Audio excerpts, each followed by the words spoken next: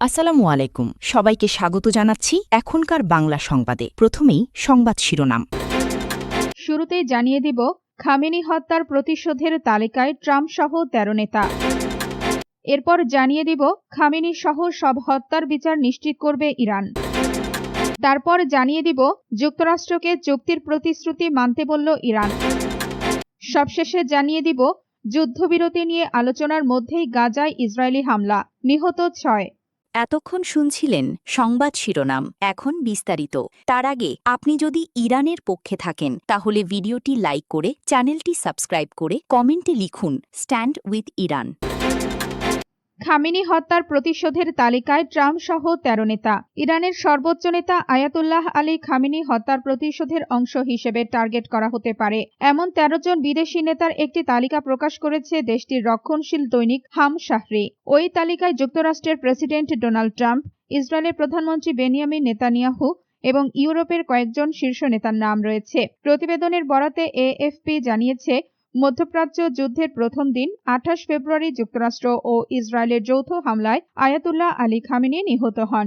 এরপর তার ছেলে ও উত্তরসূরি মোজতবা খামেনি প্রতিশোধ নেওয়ার অঙ্গীকার করেন। শনিবার প্রকাশিত এক বার্তায় মোজতবা খামেনি বলেন, প্রতিশোধ আমাদের জাতির ইচ্ছা এবং তা অবশ্যই বাস্তবায়িত হবে।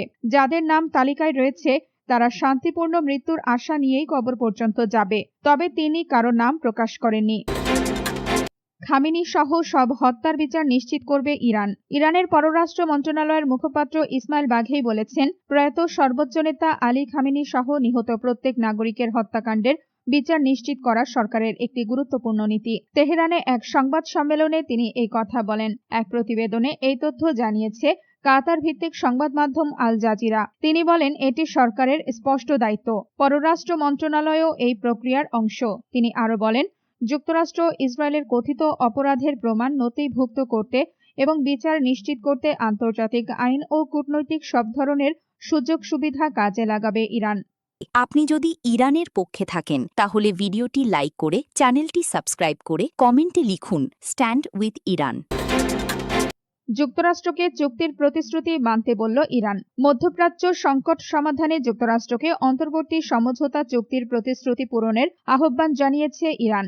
একই সঙ্গে ওয়াশিংটন চুক্তি বাস্তবায়নে ব্যর্থ হলে তেহরানও আর ওই সমঝোতা মেনে চলবে না বলে সতর্ক করেছে। সোমবার ১৩ জুলাই তেহরানে এক সংবাদ সম্মেলনে এই তথ্য নিশ্চিত করেছেন ইরানের পররাষ্ট্র মন্ত্রণালয়ের মুখপাত্র ইসমাইল বাঘেই। তিনি বলেন, ইরান প্রতিটি আলোচনায় অত্যন্ত সতর্কতা, গুরুত্ব এবং দেশের জনগণের স্বার্থ ও উদ্বেগকে সামনে রেখেই অংশ নিয়েছে। বাঘেই বলেন, কোনো সমঝোতায় পৌঁছানোর পর ইরান সবসময় সদিচ্ছা ও আন্তরিকতার সঙ্গে নিজের প্রতিশ্রুতি বাস্তবায়ন করেছে। ইসলামী প্রজাতন্ত্র ইরান কখনোই প্রথম পক্ষ হিসেবে নিজের অঙ্গীকার ভঙ্গ করেনি। বাঘেই আরো বলেন, যদি যুক্তরাষ্ট্র যুদ্ধ বন্ধের বিষয়ে নিজেদের প্রতিশ্রুতি রক্ষা করতে ব্যর্থ হয় তাহলে ইরান ও যুক্তরাষ্ট্রের সঙ্গে স্বাক্ষরিত সমঝোতার স্মারক মেমোরেন্ডাম অব আন্ডারস্ট্যান্ডিং মেনে চলবে না। ইরানের পররাষ্ট্র মন্ত্রণালয়ের মুখপাত্র বলছে, প্রতিবারই যখন অপরপক্ষ তাদের দায়বদ্ধতা পালন করেনি তখন আমরাও আমাদের প্রতিশ্রুতি পালন করিনি। ভবিষ্যতেও আমরা একই নীতি অনুসরণ করব। যুদ্ধবিরতি নিয়ে আলোচনার মধ্যেই গাজায় ইসরায়েলি হামলা, নিহত ৬। ফিলিস্তিনের অবরুদ্ধ গাজায় ইসরায়েলের হামলায় অন্তত ৬ জন নিহত হয়েছে। নিহতদের মধ্যে ৯ বছর বয়সী এক শিশুও রয়েছে। রোববার ১২ জুলাই ফিলিস্তিনের স্বাস্থ্য কর্মকর্তারা এই তথ্য জানিয়েছে। যুক্তরাষ্ট্রের মধ্যস্থতায় হওয়া যুদ্ধবিরতি কার্যকর রাখার বিষয়ে মধ্যস্থতাকারীদের আলোচনার মধ্যেই এই হামলা চালালো দখলদার বাহিনী। চিকিৎসা কর্মীরা জানান, মধ্য গাজার আল বুরেইজ শরণার্থী শিবিরের পূর্ব পাশে একটি তাঁবু এলাকায় ইসরায়েলের গুলিতে ৯ বছর বয়সী তালা আবু মাতার নিহত হয়েছেন। তবে ইসরায়েলি সামরিক বাহিনী জানিয়েছে তারা এই ঘটনার বিষয়ে কোনো তথ্য পায়নি। গাজার সাবরা এলাকায় একটি ধাতব কারখানায় বিমান হামলায় আরও ৪ জন নিহত হন। প্রত্যক্ষদর্শীরা জানান, ওই স্থানে ইসরায়েল ৩টি ক্ষেপণাস্ত্র নিক্ষেপ করেছে।